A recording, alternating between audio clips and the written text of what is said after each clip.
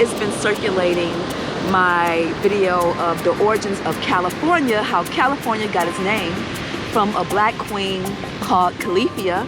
I thought I'd revisit it again because her story is very interesting. And honestly, it is one of my most, cherished trips I've ever went on. Going to see her, where her story came from was fascinating. Sailing along the Sea of Cortes, one of my most favorite trips. And the more I dug up research, I found a lot of things. So I'm ready to reintroduce Queen Califia again. What is known as a fabled story, but based on evidence, you decide whether it was erasure or just entertainment. Go with me to the 1500s of La Paz. It was the Moors, Italians, and Christian wars that inspired the rise of the Conquistadors. They were raising venture capital to explore new lands and claim territories. So when Christopher Columbus had sent a letter back to Queen Isabella and King Ferdinand, who financed the ships that Afro Spanish explorer Pedro, Alonso, Nino navigated, piloting their first and third voyages to America. He stated that the people were fearful and didn't even bother him when they were taking the gold and collecting plants. It basically stated that the indigenous people who inhabited the land were peaceful and that they could just come in and take anything they wanted. A few years later, in the fifth novella, written by Garcia Montalvo in the Adventures of Esplandian, went viral in the popular published journal about a mythical black queen who ruled over California. Queen Califia was said to be a woman of great virtue with a passionate heart. They were described in the book with hardy bodies of ardent courage and great force. Gold adorned her arms. In the harness of a wild beast, they rode and tamed. The island being the strongest in all the world, surrounded by steep cliffs and rocky shores. Living in the manner of Amazons, along with her army of women, set sail on explorations that joined alliances. It described her as having a large flock of birds they called griffins. Although griffins were a mythical bird, the symbolism and statues they built were known to guard possessions and treasures, protectors from evil, slander, and witchcraft. In Christianity, griffins became symbolism of divine power and a guardian of the divine. When Montalvo's story went viral, Hernan Cortes to Magellan to Ferdinand Columbus all had copies of his book.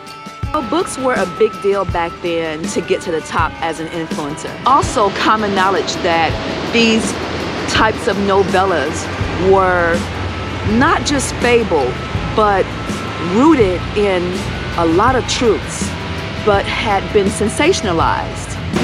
It was a way to become a part of the high society events and entertain them in conversation.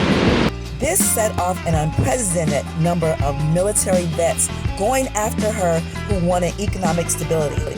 They knew the higher society elites were not going to risk their lives at sea, so this set up the perfect storm for this new capitalism. So the sea crews being recruited to go was a mix of the uneducated and the unruly. And they were willing to do any and everything to get to the coins. They were hungry for power.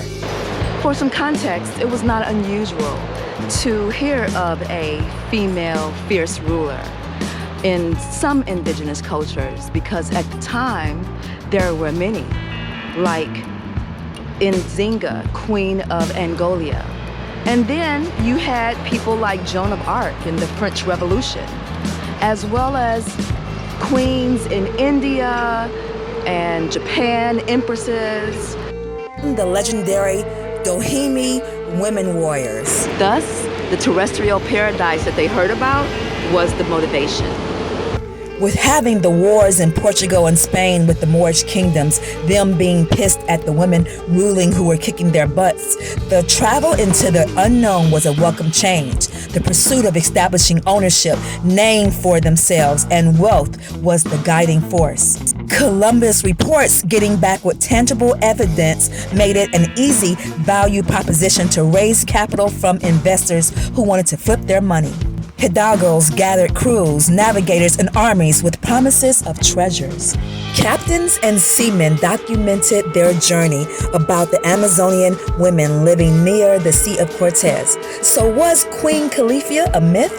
You know, and I get asked, how are you always at the beach and get to have so much fun and adventures living this lifestyle? And this is for you at a discounted price. The 90-day journal for creatives and lifestyle entrepreneurs. How to prep, plan, problem solve, protect your time, and scale profits while building or rebuilding a purposeful life. You know, you can be building or rebranding yourself. So it's good, it's packed with a lot of interactive stuff like a workbook. I encourage you to get it because it's really, really good. It can really help you go from the creative stage to actually implementation, the speed of implementation. So, and if you'd like to represent for the culture, I have hoodies, I have t-shirts, I have some bomb stuff for the fellas and the ladies. So check them out, and I'll talk to you next time. And I'd love to hear your perspective on Queen Califia.